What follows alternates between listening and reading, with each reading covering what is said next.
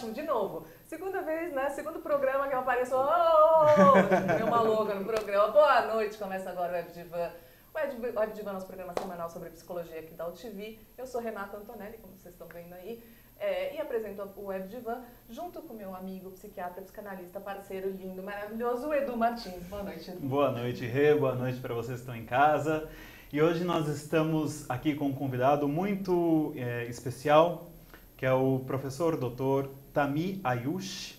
Ele é psicanalista, professor titular da Universidade Lille 3, na França, e está aqui como professor convidado na psicologia da USP, como professor estrangeiro convidado. Boa tarde. Boa tarde. Obrigado pela presença. Eu que agradeço o convite, muito obrigado. É um prazer tê-lo aqui no Web Divan, ainda mais para falar de um assunto, né, como esse. Não podia ser ninguém mais especial do que o Tammy.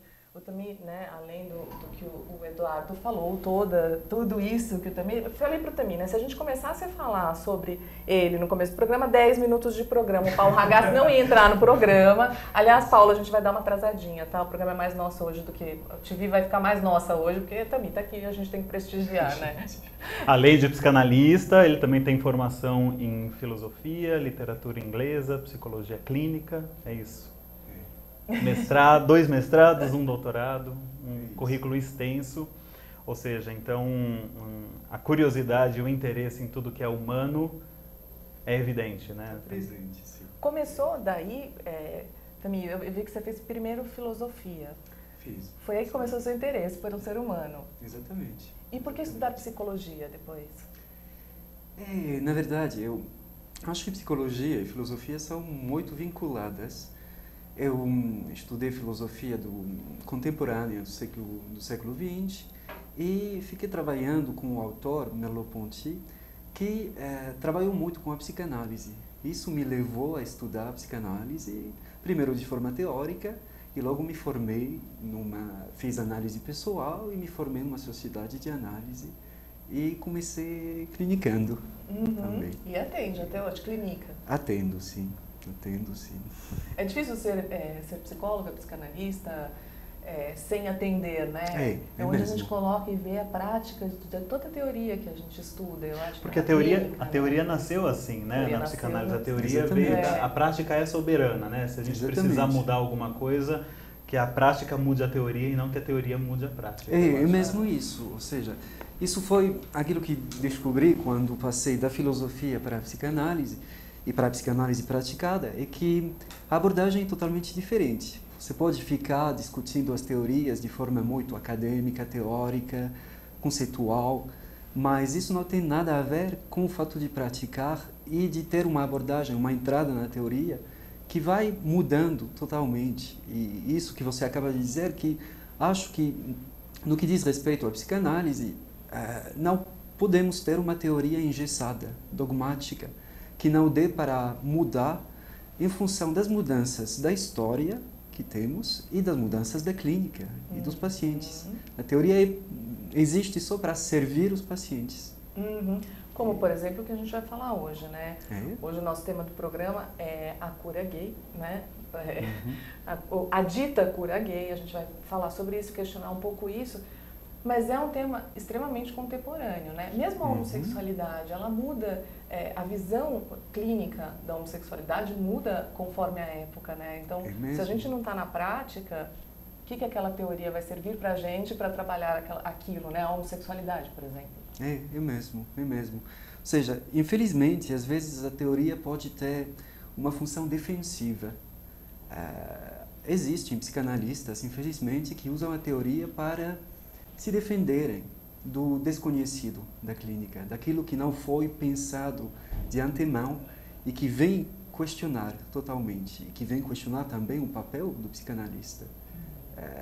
Porque acho que o papel do psicanalista não é tentar encaixar qualquer pessoa numa categoria, mas tentar, ao revés, escutar aquilo que é muito singular, muito subjetivo, muito específico a essa pessoa. E, portanto, se a teoria está enfrentada ou confrontada a novidades da clínica, ela é que tem que mudar e evoluir. Porque não, a mera ideia de uma teoria fixa é antipsicanalítica, na verdade. Freud dizia, por exemplo, que trata-se de não substituir o andaime ao prédio, ou seja, se considerássemos a teoria como uma construção, seria, sobretudo, um andaime, mas nada definitivo. E não temos que, ou seja, abordar essa teoria como se fosse um prédio já definitivo, já construído, acabado. É interessante quando você fala dessa teoria defensiva, porque essa defesa é implícita ao ser humano frente ao que não conhece, né? Exatamente. Não deixa de ser uma forma de preconceito, uma forma de fobia, né? Então, na questão da cura gay, né? A homofobia, né? Uma fobia é um medo, né? Então, geralmente, a gente teme o que a gente não conhece. Daí cria uma série de preconceitos ou de teorias defensivas, aí no caso de alguns psicanalistas, né?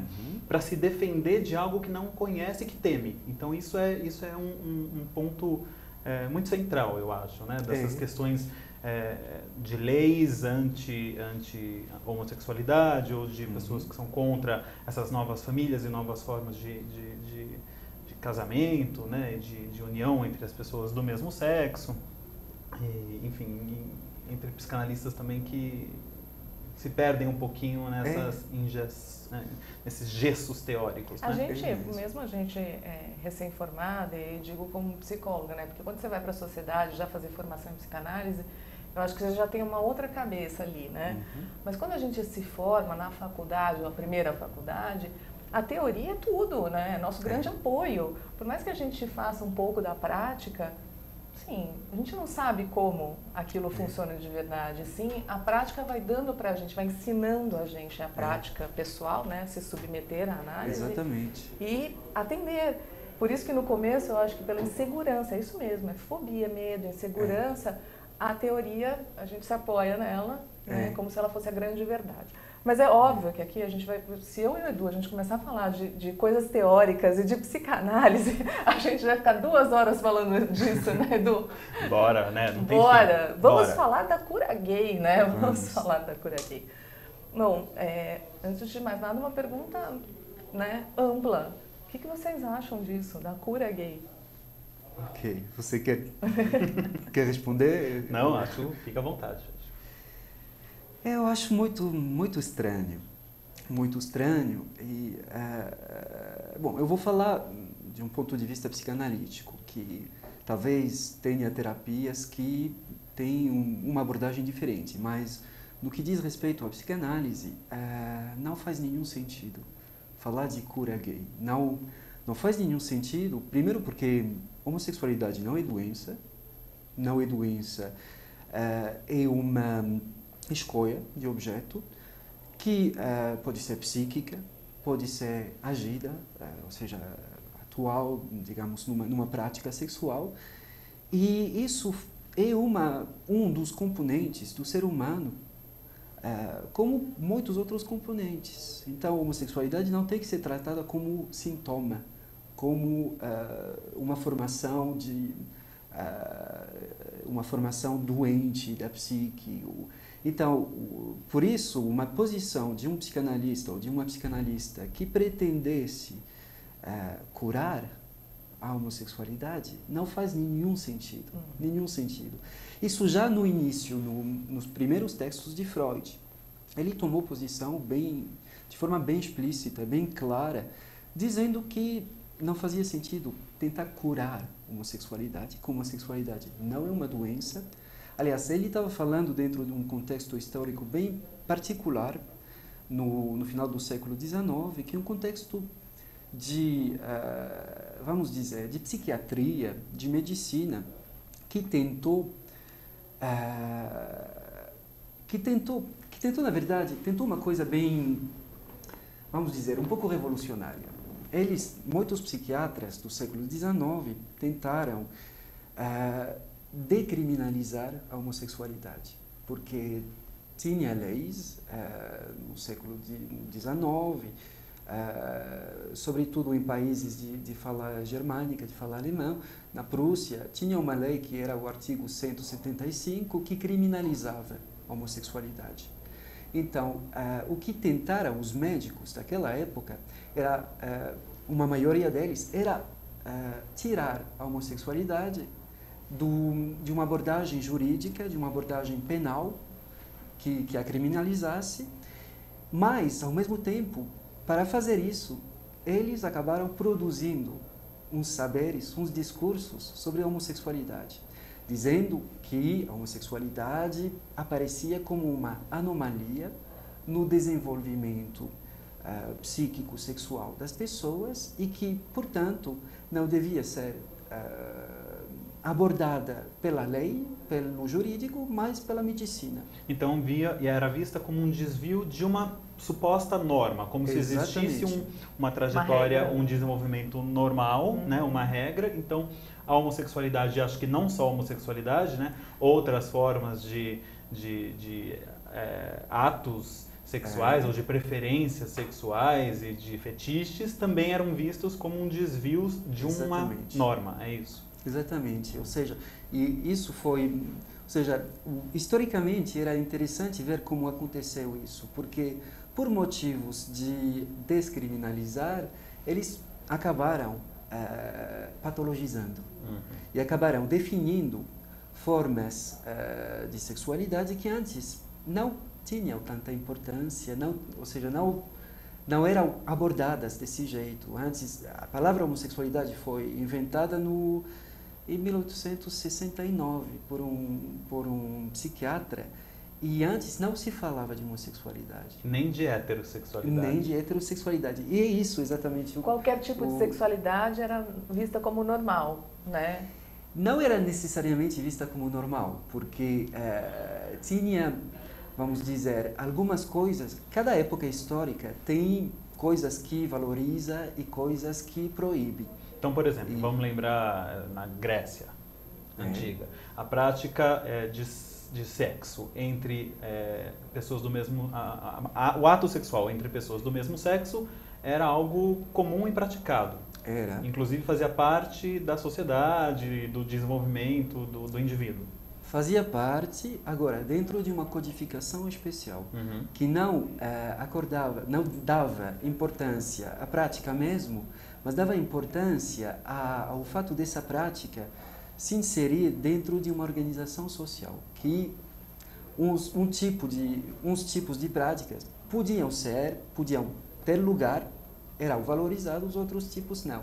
Mas isso não tinha nada a ver com homossexual, heterossexual. Aliás, não se falava nem nesses termos ainda, né? Não, obviamente não. E foi no século XIX que apareceu essa prática quanto prática particular, a homossexualidade. E isso que você disse, que é muito interessante, é que quando apareceu a homossexualidade, o resultado foi que a homossexualidade é que definiu, de certa forma, o surgimento do termo heterossexualidade.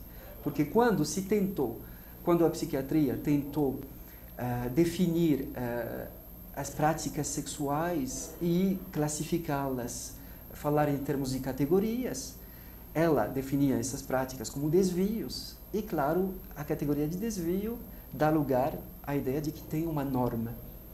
E foi assim que se instituiu a norma da heterossexualidade no século XIX. Antes, não pensávamos nesses termos. E acho que é muito importante, hoje em dia, lembrar que estamos historicamente situados numa forma de encarar as coisas, de abordar as coisas, que tem a ver com essa tradição psiquiátrica. Totalmente influenciados por esse movimento do século XIX até hoje. Exatamente. E agora, acho que a grande revolução de Freud foi que ele, por um lado, se situava totalmente nesse ambiente psiquiátrico, nessa classificação das formas da sexualidade, mas, por outro lado, ele desenvolveu a psicanálise, que subverteu totalmente essa visão das coisas e subverteu a ideia de que tenha uma norma na sexualidade. Isso é muito importante. Acho que uma das grandes, digamos, um dos grandes descobrimentos da psicanálise é precisamente ver que sexualidade, em geral, não tem nada evidente, não tem nada natural. A sexualidade humana não procede da natureza, se é que pudéssemos um dia aceder diretamente à natureza, porque a natureza não acedemos. Sempre acedemos a partir de uma interpretação cultural daquilo que consideramos que é natural. Ou seja, então o ser humano não é animal, né? Por mais que exista uma natureza humana, nós temos um outro nível, que é a razão, que é a consciência, que são outras formas de percepção do mundo que diferenciam a gente enquanto dos animais. Então, eu acho importante você falar isso, porque esse é um argumento muito usado, né? Tanto por algumas religiões, quanto por alguns curadores aí, né? Que dizem que não é natural, porque o natural seria homem e mulher, sexualidade genital e ponto, né? Só que a gente tem que lembrar que o ser humano sente prazer no sexo de diversas formas, né? Acho que em termos culinários e sexuais, o ser humano é extremamente criativo. Né? Porque a gente não tem como animal só o olhar para fora, a gente tem o olhar para dentro.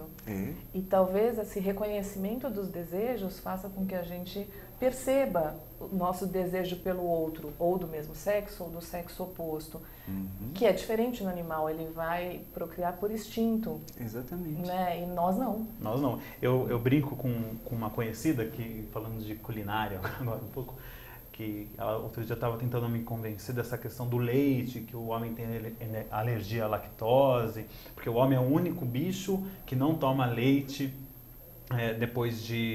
o único bicho que continua tomando leite depois que cresce, né? Quer dizer, todos os animais só tomam leite quando são bebês, depois param de tomar, e o homem é o único que continua tomando e ainda toma o leite de uma outra espécie, que não é a sua. Né? E daí eu brinco com ela, eu falo, bom, se os animais soubessem cozinhar 1/10 dos pratos culinários que são feitos com leite, né? Se o animal soubesse fazer iogurte, pudim, doce de leite... Leite condensado. Tenho certeza que eles iam continuar tomando leite, porque não é só pela nutrição. A gente não come proteína, por mais que isso esteja na moda agora, né? Vou comer proteína e carboidrato.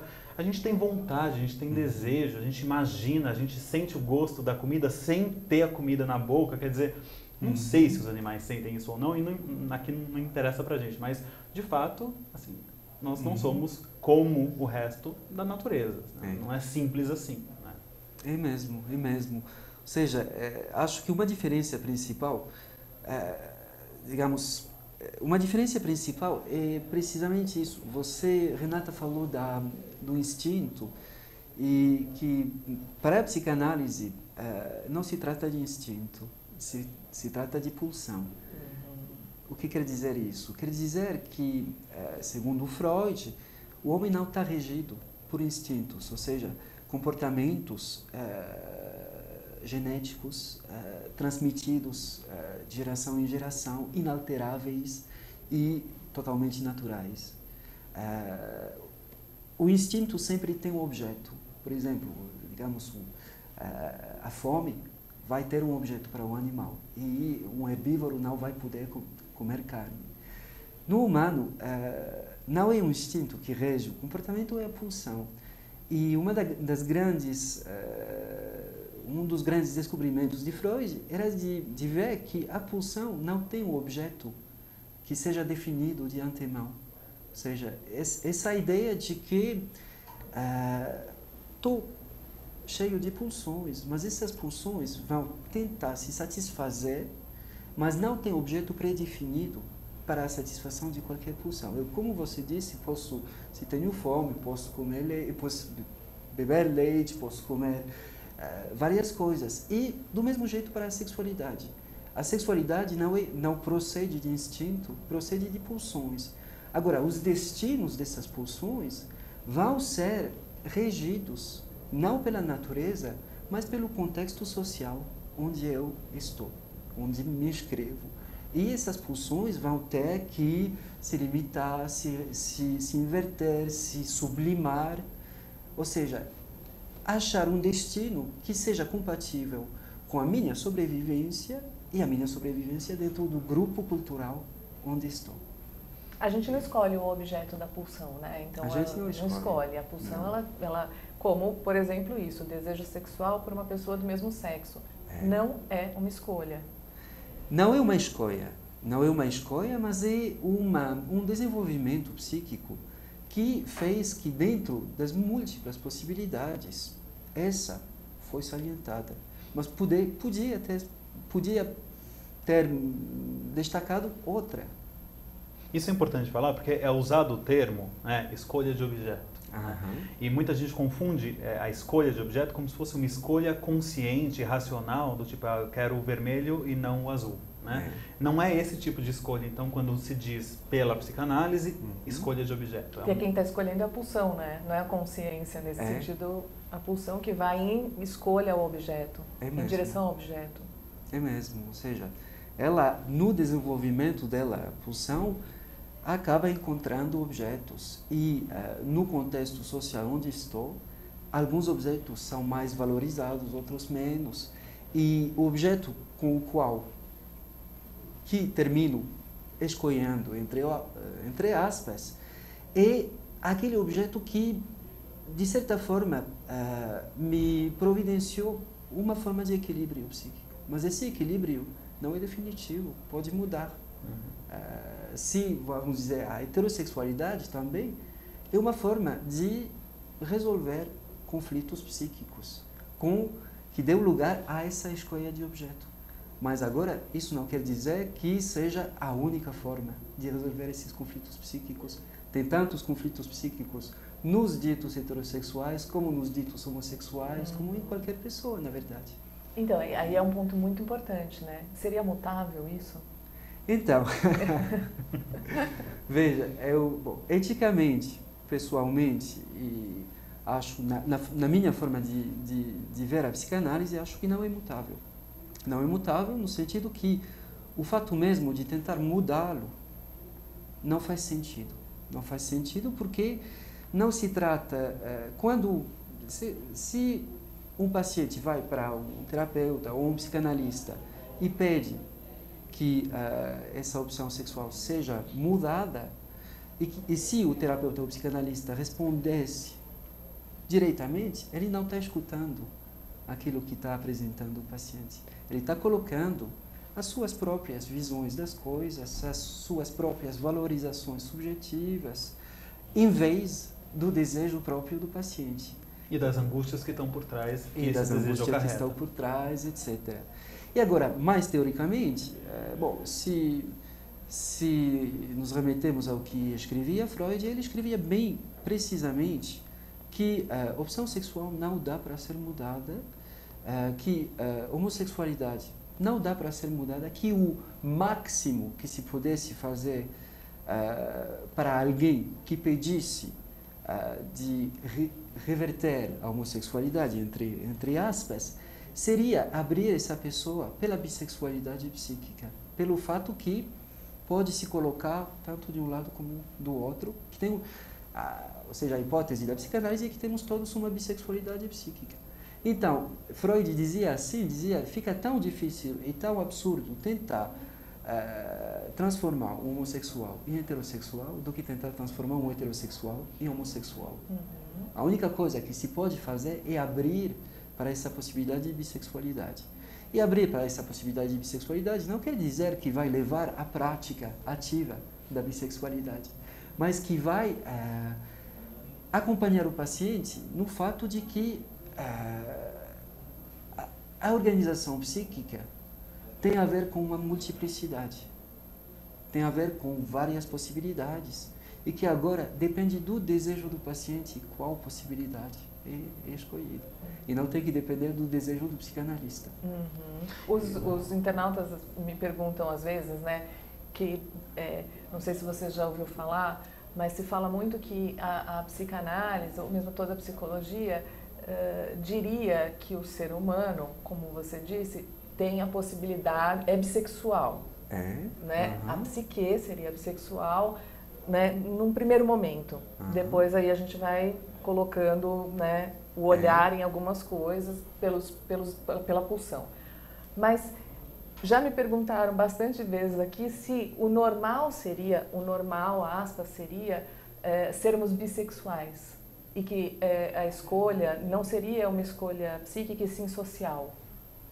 Então, pode me precisar um pouco a sua pergunta, porque não entendi exatamente. Somos naturalmente bissexuais? O problema da pergunta é esse naturalmente. Não tem natureza. Não tem natureza. Tem, acho, um contexto social, cada vez histórico, que determina e valoriza algumas coisas mais do que umas outras. Agora, dentro desse contexto social, todos temos que nos colocarmos para achar um equilíbrio, para tentar resolver os nossos conflitos psíquicos e que isso gere, não fique gerando muito sofrimento psíquico.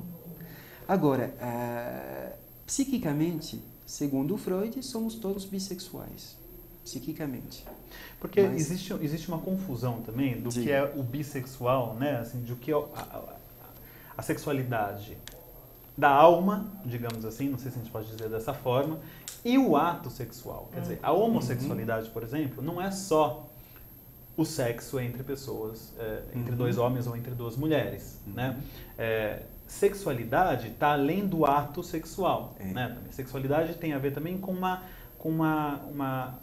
orientação ou, de repente, um investimento de uma libido, de uma energia sexual em direção a diversos aspectos da vida, né? Então, de repente, o clube do Bolinha, o clube da Luluzinha, a noite das mulheres, que as mulheres saem, elas se divertem, ou os caras que vão, só os amigos, só os homens, isso não deixa de ser homossexual. Quer dizer, existe uma atração, existe um investimento energético, de uma libido, por pessoas do mesmo sexo. Não necessariamente o ato sexual. Você não vai para a cama necessariamente com a pessoa do mesmo sexo. Mas você tem outras atividades daquele universo do mesmo sexo e do sexo oposto. Então, quando se diz que o humano é bissexual, é porque ele se interessa por esses dois universos, pelo masculino e pelo feminino, e que traz dentro de si partes masculinas e partes femininas, né? Então, naturalmente, né, voltando para os internautas, o naturalmente bissexual, que às vezes vocês me perguntam, seria isso, né? E não o ato em si. Apesar de que o ato, como você disse, vem de contextos sociais. Por exemplo, a gente está numa época onde a homossexualidade é mais permitida, mas principalmente para as mulheres. Né? Então um casal introduzir uma mulher na relação, né, para ter o ato sexual com mais uma mulher, ok, a mulher ficar com a mulher, tal, mas o homem não. Então isso prova o quanto é de contexto social, né? Quer dizer que a gente tem mais capacidade de ficar com uma pessoa do mesmo sexo do que os homens? Não, isso é social. Isso é social, e acho que isso também tem a ver com o duplo sentido do termo sexo, na verdade. Ou seja, sexo remete tanto à sexualidade quanto a, vamos dizer, posicionamento de gênero. Aquilo que eu chamo, por exemplo, sexuação, ou seja, identificação de gênero. Aquilo que você estava falando de que seria mais permitido que entre mais uma mulher num casal heterossexual, mas que o contrário, mais um homem, não seria permitido, tudo isso. Isso tem a ver com sexuação, ou seja, com papéis de gênero. Crescemos, desde que nascemos, crescemos em prescrições de gênero, ou seja, quando chegamos para esse mundo, já estamos identificados como menina, menino.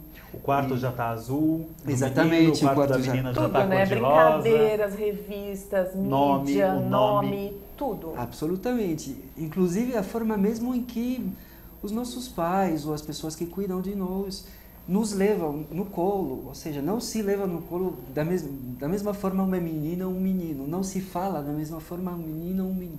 Então, isso quer dizer que a identidade sexual, a identidade de gênero, é construída pela sociedade. E nos identificamos como homens, como mulheres, mas também podemos nos identificarmos nem como esse padrão de homem, nem como esse padrão de mulher. Isso é sexuação, identidade de gênero. Na cultura atual, ainda que seja bastante diferente de há uns 50 anos, ainda prevalece uma certa violência de gênero, na verdade. Violência de gênero que tem muitas manifestações, por exemplo, na violência doméstica, manifestações na desigualdade no trabalho entre mulheres e homens, manifestações. E ainda está prevalecendo uma certa valorização do masculino. Então, esse masculino tem que ser definido como aquilo que não é feminino de nenhum jeito, que não pode deixar nenhum espaço para uma feminização, porque senão o padrão ficaria problemático. Então, por isso que esse papel de gênero é que nos leva a desenvolver algumas sexualidades ou outras sexualidades. E sexualidade em psicanálise é uma coisa bem ampla, como você dizia. Não se trata de prática sexual. A psicanálise não tem nada a ver com não se importa pelas práticas sexuais, porque a psicanálise não é nem uma moral, nem uma sexologia. Ela se importa, se ocupa dos processos psíquicos que levam a tal prática ou a tal outra prática. E sexualidade em psicanálise é uma coisa bem ampla. Como você dizia, trata-se de prazer. Uma das hipóteses de Freud é que uma das regras principais da psique é o princípio de prazer-desprazer. Ou seja, o que posso fazer para evitar ter qualquer tipo de desprazer e para ir acumulando prazeres. Então, um ponto importante que eu acho que eu gostaria de colocar é o seguinte: se a psicanálise diz que a psicanálise não tem certo, não tem errado, não tem uma moral, certo? Não tem uma norma também, teoricamente. Né? A gente sabe que tem psicanalistas que vêm de uma outra forma e tentam colocar a psicanálise como algo normativo. Né? Já o olho religioso, muitas religiões tentam, até por tentar dar conta desse caos que é o universo, desse caos que é o nosso mundo interno, colocam algumas normas. Né? Então isso é muito da religião. Isso pode, isso não pode, isso está certo, isso não está, isso é pecado, isso não é pecado. Né? Agora, esses projetos de lei, como por exemplo a cura gay, entre aspas, né? Que são projetos que têm um viés religioso muito importante, não só no Brasil, como também em alguns movimentos anti-homofóbicos, por exemplo, anti-homossexualidade, ou enfim, no mundo afora. Ou seja, são projetos religiosos, mas que vão se articular de conceitos, ou vão utilizar alguns conceitos da psicologia, da psicanálise, para colocar em prática esse projeto. Ou seja, esse projeto específico da cura gay aqui no Brasil era um projeto de uma bancada religiosa, mas que queria atuar através do Conselho Federal de Psicologia. Né? Então, como que a religião faz uso da psicologia e da psicanálise para tentar colocar norma, já que psicologia e psicanálise, teoricamente, não teriam uma norma. Né? Ou seja, extremamente paradoxal isso. Como é que você vê esse movimento também? Então, eu vejo esse movimento dessa forma. Eu acho que, como qualquer teoria, como qualquer perspectiva de produção de saber, a psicanálise está localizada, situada numa época histórica. Então, tem duas coisas, acho, na psicanálise. Tem o processo psicanalítico, que é aquilo que é almejado dentro da clínica psicanalítica, que é um processo de elaboração que se faz entre uma analisante e um psicanalista, ou uma psicanalista, que é o processo de elaboração do desejo próprio dessa pessoa. Esse processo psicanalítico tem algumas regras que implicam que nunca se trate de colocar o desejo do psicanalista em vez do desejo do analisante ou da analisante. Nunca. Ou seja, que eu não pretendo, como psicanalista, mudar qualquer coisa do comportamento do analisante ou da analisante. Se um analisante vem e me diz, amanhã vou me divorciar, etc., Claro que eu tenho as minhas próprias formas de considerar o que é o casamento, o que é o divórcio, etc. Mas eu devo precisar não colocar as minhas representações do divórcio, o meu desejo relativo ao casamento ou ao divórcio, em vez disso. Isso é o processo analítico. Agora, a psicanálise é também um arcabouço teórico, uma teoria, um corpus teórico que foi desenvolvido por Freud e pelos pós-freudianos. E essa teoria, essa produção de saber, como qualquer outra teoria, está inscrita na época histórica na qual ela surge. Então, tem coisas que o próprio Freud está falando ou falou que são coisas que têm a ver com as representações da época dele.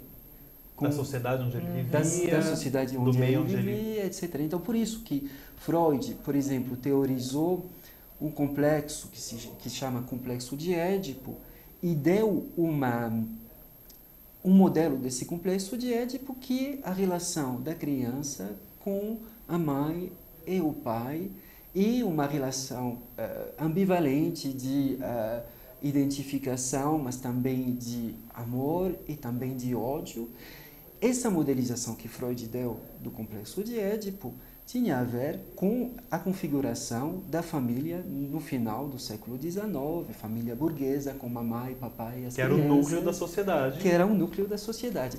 Por isso que, em alguns textos, Freud desenvolveu a ideia de que, para resolver de forma, vamos dizer, entre aspas, equilibrada um complexo de Édipo, tem que se passar por aquelas etapas de relação com mãe, com pai, etc. Agora, isso tinha a ver com a sociedade daquela época. Agora, hoje em dia, em muitos países, temos configurações familiares, sociais que são diferentes. Temos famílias monoparentais, temos famílias separadas e recompostas com pai, padrasto, mãe, madrasta, etc. Temos famílias homoparentais também. E então, esse complexo de Édipo tem que ser revisitado em função dessa clínica. Então, o que é o processo psicanalítico aqui é precisamente que a criança vai passar por conflitos, que esses conflitos podem ser elaborados logo. Mas o que é não processo psicanalítico, o que fica fora do processo psicanalítico, é a roupagem que a teoria usa para apresentar isso. A roupagem que Freud usou era a roupagem da família clássica do final do século XIX. De Viena. De Viena. De Viena. Existe, né? Eu nem vou me aprofundar nisso, porque senão a gente vai aqui começar numa discussão teórica, né? Eu sou psicóloga analítica. Então, existe um grande boato, né? Assim, diz que tanto a visão de sexualidade que o Freud, né, tava incluída essa visão histórica, onde ele vivia, etc., como do Jung também. E por isso eles tinham uma visão de sexualidade tão diferente. Até porque a prática deles sexual era diferente. Mas aí já é uma outra história, né? Se a gente começar a discutir a prática sexual, como Freud ou como Jung vinha a sexualidade, a gente vai longe aqui. É uma outra história, mas é importante, é legal você ressaltar isso, porque foram pessoas que escreveram essas ideias. Né? Isso é sempre importante E a gente está apoiado nisso. De É. alguma forma, a gente se apoiou nisso para desenvolver. Nós somos pós-jungianos, pró-freudianos, se apoiou nisso. E realmente, se a gente está dentro de um contexto histórico e aquela pessoa, né, baseado em toda a teoria, claro, foram grandes estudiosos, é lógico que tinham o que eles sentiam sobre aquilo no desenvolvimento da teoria. E eles tinham formas de exercer a sexualidade muito diferentes um do outro. Eram dois homens muito diferentes. A gente pode fazer um programa só sobre isso, eu e Edu aqui. A gente faz né? A gente faz aqui uma coisa Freud. No mínimo divertido. Isso a gente vai fazer um dia, Edu. Vamos fazer um programa sobre isso. Mas deixa eu fazer a pergunta dos internautas, meus queridos, que estão aqui no chat. Vocês viram agora às 15 horas, Ana? Um beijo para você, minha querida Eli. Um beijão para você. Vocês estão conhecendo hoje o Eduardo, nosso psiquiatra psicanalista, o Eduardo Martins, que está aqui comigo e vai apresentar o programa Web Divan agora comigo. São internautas muito antigos que estão aqui, novo horário, nova pessoa, novo tudo. Nossa, novo tudo diferente. Nova casa, novo estúdio, novo tudo. A Ana fez vários comentários ao longo, né, da sua fala. Sim. reforçando a questão, os pais são apontados como os maiores responsáveis pela aquisição da identidade e dos estereótipos de papel de gênero dos filhos. Não sei se só os pais, né, mas o contexto todo, né, faz com que a gente se desenvolva de uma determinada forma. Eu acho que eu tenho uma visão que está entre a psicanálise, a sociologia, também outras teorias que chamam teorias, estudos de gênero. A família, os pais, são apenas uma transmissão entre a sociedade e a criança. Então, a família, os pais vão reproduzindo aquilo que é valorizado na sociedade. Então, aqui não se trata de denunciar os pais ou de dizer que são responsáveis de qualquer coisa. Porém, por outro lado, eles vão transmitindo coisas que são as coisas sociais, as visões certas e erradas. A família, então, é o primeiro grupo onde um indivíduo se insere. Começa a conhecer o mundo, né? Ou seja, a visão, vamos dizer, maioritária é assim. Agora, tem outros contextos onde essa visão da família é diferente. Ou seja, sei lá, tem contextos etnológicos, culturais totalmente diferentes, onde essa família nuclear não existe. Na África, na Ásia, sei lá, o modelo dos kibbutz, por exemplo, é um modelo onde família nuclear não existe. São modelos grupais, nas crianças estarem num lugar comum e terem relações com adultos múltiplos, e não só com a família nuclear. Mas isso, obviamente, não é um modelo maioritário, claro. O Adriano Santos, ele tinha comentado, ele falou que ouviu dizer que o projeto não prevê a cura de ninguém, mas sim que possa haver um acompanhamento psicológico do homossexual, caso este queira. Bom, então pode haver um acompanhamento psicológico do heterossexual, caso este queira, né? Exatamente. Na mesma, assim. Então, no fim, né, é um projeto que é discriminatório, de qualquer forma, apoiado, não sei como apoiado na psicologia ou na tentativa, mas, aliás, sei como sim, até a Ana, acho que foi você, né, Ana, que falou que o pastor era psicólogo também, né, o que queria fazer a aprovação do projeto-lei, né, tá bom, é psicólogo e é pastor, assim, bom, mas nem todos os psicólogos pensam da mesma forma, infelizmente, né. Eu acho que, né, existem aí psicólogos e psicanalistas e psicólogos analíticos que também são religiosos e têm sua religião e é pastor ou não é pastor. Agora, assim como também existem, como eu, psiquiatra, psicanalista. Agora, são pontos de vista completamente diferentes. Uma coisa é a visão psiquiátrica de algumas condições, outra coisa é o ponto de vista analítico, né? E a psicologia e a psicanálise ficou durante muito tempo, se absteve de tecer algum tipo de se posicionar em relação a essa questão da homossexualidade, das novas famílias, etc. Hoje, na sociedade brasileira, tem um grupo de psicanalistas que está debruçado sobre essa questão, né? Ela é coordenado pelo Oswaldo Ferreira Leite Neto, né? Onde o Tami, inclusive, fez já duas conferências brilhantes, né? E agora, então, por que você acha que durante tanto tempo houve uma abstenção, ou até nem só uma abstenção, mas também um preconceito na própria instituição da psicanálise e também da psicologia analítica, né? Eu sei que também o Jung, também eu li um texto sobre Jung e homossexualidade, onde pouquíssimo ele dizia sobre o assunto, né? O que você acha sobre isso? Você acha que existe um papel, você falou que não é normativa, a ideia não é moralizar, então a ideia da psicanálise não é colocar lá o que é o correto, o que não é correto. Mas, por outro lado, também se abster e deixar a sociedade usar os conceitos da psicologia e da psicanálise como bem entende, não é também uma atitude muito... Eu, pelo menos, não acho que seja uma atitude muito sensata. Diga. Por favor. Não, é só para tentar responder à tua pergunta, Eduardo.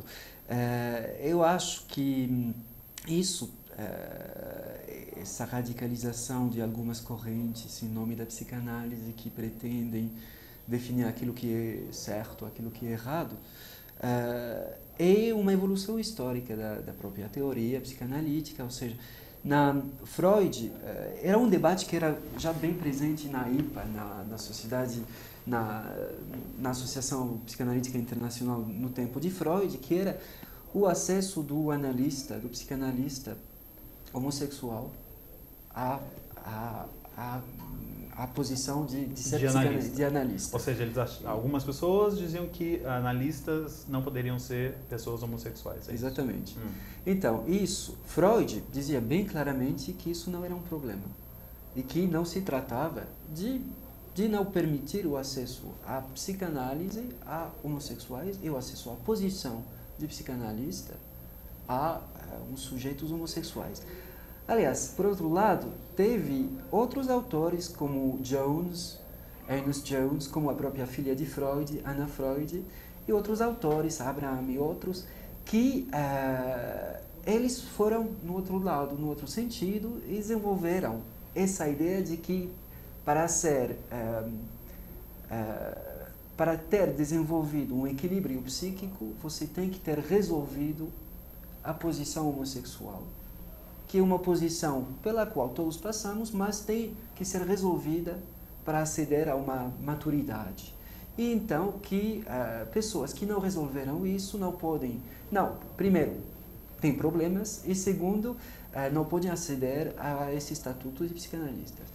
Isso foi desenvolvido por algumas pessoas, mas isso é absolutamente independente da teoria freudiana, e isso é precisamente aquilo que chamava de roupagem, de elementos não analíticos, dos quais a psicanálise, quanto teoria, não pode escapar também. Talvez seja como daqui 50 anos falarem que a psicanálise já falou sobre a cura gay há 50 anos atrás, pós-freudianos, quer dizer, não falamos, né, não achamos que tem cura, mas talvez isso, pegar elementos, né, de uma época em que a gente está discutindo muito sobre isso, né, e falar, nossa, mas a psicologia já acreditou que existia uma cura gay, né? Exatamente. E é interessante você falar isso, porque há boatos que a Anna Freud, a filha do Freud, que era uma das pessoas que achava que analistas não poderiam ser homossexuais, e há boatos de que ela teve uma relação com outra mulher, né? Tem uma historiadora da psicanálise que se chama Elisabeth Rudinesco, e ela precisamente apontava que para Freud e outros colegas dele, isso não tinha nenhum problema, mas isso apresentava problemas para Jones ou para Anna Freud, precisamente devido a algumas práticas particulares de Jones e de Anna Freud. Ou seja, isso é uma forma só de colocar que, seja o que for, o que falamos de forma leiga ou de forma científica, sempre não escapamos aos nossos próprios inconscientes, sempre estamos falando a partir da nossa posição subjetiva. Agora, dentro do encontro psicanalítico, o que se almeja é que essa minha posição subjetiva, a partir da qual estou falando, estou escutando o outro, não prevaleça, ou seja, não fique se substituindo àquela posição subjetiva do próprio analisante e da própria analisante. Então, quem lê alguma coisa a respeito de algum assunto, também é importante pensar nisso. Pensar quem está falando. Exatamente. E para quem está falando. Exatamente. Isso é, eu acho que é a definição mesmo da psicanálise. Ou seja, psicanálise não se importa na constituição positiva de saberes. Acho que a revolução própria da abordagem de Freud é de ter desenvolvido, de certa forma, o fato que não é o conteúdo do saber que está falado que importa, é a posição a partir da qual se fala e para quem se endereça. Ou seja, isso tanto na postura clínica, quando vem um analisante e diz uma coisa, diz um conteúdo positivo, diz, por exemplo, sei lá, eu estou sofrendo de insônia, estou sofrendo de insônia, e então a escuta psicanalítica não vai consistir em tentar tratar diretamente essa insônia e responder a esse conteúdo falado, mas vai tentar saber a partir de que posição essa pessoa está falando e para quem essa fala está dirigida. Ou seja, dar um exemplo muito simplificado, mas uma paciente que precisamente apresentava esse sintoma de insônia e a posição de psicanalista não consiste em dar para ela remédios para ela poder dormir, mas ao longo das sessões ela ficou desenvolvendo os contextos em que ela estava com insônia e ela falou, por exemplo, do fato que começaram essas crises de insônia quando a sogra que tinha tido algum problema médico foi recebida na família, na casa, e que ela, quando tinha insônia, o que é que ficava fazendo? Ficava se ocupando da casa, ficava arrumando a casa às 4 da manhã, ou seja, ficava se reapropriando algumas coisas que ela se sentiu ameaçada pela presença da sogra. Agora, o meu trabalho como psicanalista não é curar a insônia dela, é tentar saber a partir de que posição ela se está queixando da insônia e para quem está dirigida essa queixa da insônia e acompanhá-la nisso. Mas aí não seria, eu vou entrar em outra discussão muito longa, mas assim, seria diferente de uma visão fenomenológica, né, dessa insônia. Uma visão fenomenológica tenta entender a função dessa insônia, né, no todo, no que aquela pessoa vive. Então, aquela insônia está dizendo o quê? Está levando aquela pessoa para onde? E é uma visão um pouco diferente, né? Por mais que a fenomenologia e a psicanálise sejam intersubjetivas, é uma visão diferente. É uma visão diferente porque a psicanálise faz a hipótese que qualquer efeito visível, consciente, vem de conflitos psíquicos. A fenomenologia não fala de conflitos psíquicos. Fala dos fenômenos. Fala dos fenômenos. A partir deles mesmos. Exatamente. Né? Exatamente. Entendi. Vamos deixar por aqui, né? Que se a gente continuar... Claro. Eu já ia defender a psicologia analítica, mas a gente não precisa disso, né? Eu pensei aqui, que ego é esse? Bom, enfim, o Eli, querido, um beijo. Você achou o programa às 15 horas, querido? Um beijo para você. Ele fala o seguinte, pergunta o seguinte: excesso de masturbação pode distanciar a pessoa do sexo oposto? Eu fiz porque é tão provocativo. Esse é o Eli, prazer, esse é o Eli, ele faz perguntas provocativas, ele é ótimo. Excesso de masturbação, qual foi a pergunta de novo, Excesso Eli? de masturbação pode distanciar a pessoa do sexo oposto? Quer dizer, ela ficar se gostando mais do próprio sexo? Camila, eu vou deixar para você essa resposta. Veja, eu não acho que dá para responder de forma geral. Ou seja, excesso de masturbação. Primeiro, o que é excesso de masturbação? O que é o excesso? O que é o excesso? Mas existe definição de excesso. Cientificamente falando, né? Para a medicina existe definição de excesso. Para a gente não. Para a gente não. Já para começar, né, a diferença. Para os psicólogos, psicanalistas, enfim, não existe essa questão do excesso. O que seria excesso para aquela pessoa, né? Exatamente. E acho que vai depender de cada pessoa. Ou seja, que a abordagem psicanalítica é precisamente tentar saber qual é a função dessa masturbação para essa pessoa. Se é que essa pessoa se queixa ou diz sofrer dessa masturbação ou não. E essa função vai ser muito diferente em outra pessoa.